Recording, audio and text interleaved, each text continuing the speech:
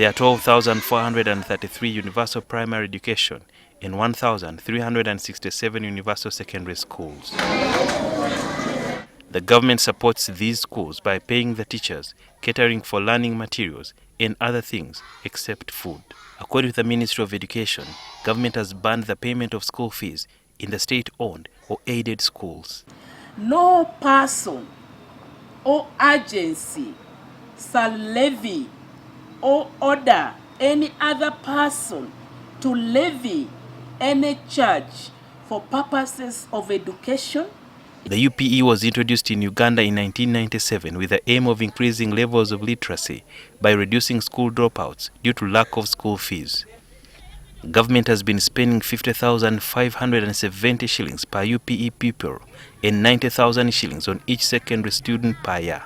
However, the government admits that there are parishes and sub-counties with no primary schools, justifying the need for a budget for these areas. And in total, we have 1,617 parishes that will need a primary school or government-aided schools to be established. And this will go along with a cost. And in total, we are going to require a total of 1.98 trillion.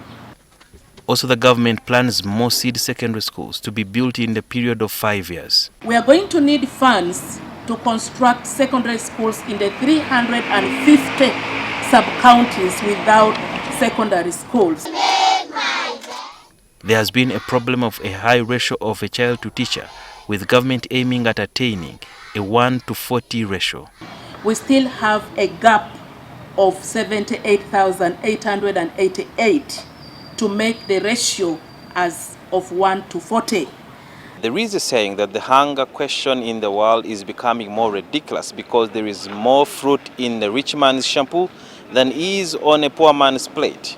The research has shown that some of the reasons as to why there are many school dropouts, especially in areas like Karamoja, is because these pupils lack a hot meal during the day.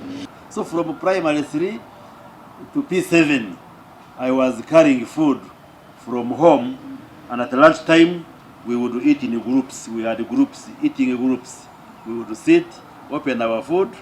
One who has matoke, one who has sweet potatoes, one who has karo, one who has what, and they would eat. And this was in Kayungwe Primary School, which is very many miles away from here. As government starts the construction of more schools across the country, there have been allegations of shoddy works in some of the schools already built. The NRM government pursues the policy of zero tolerance to corruption. No tolerance to corruption, and will remain committed to that cause of fighting corruption. The government has been in the past had to deal with the teachers' strikes over poor pay or remuneration. Sudhir Byaruhanga, NTV.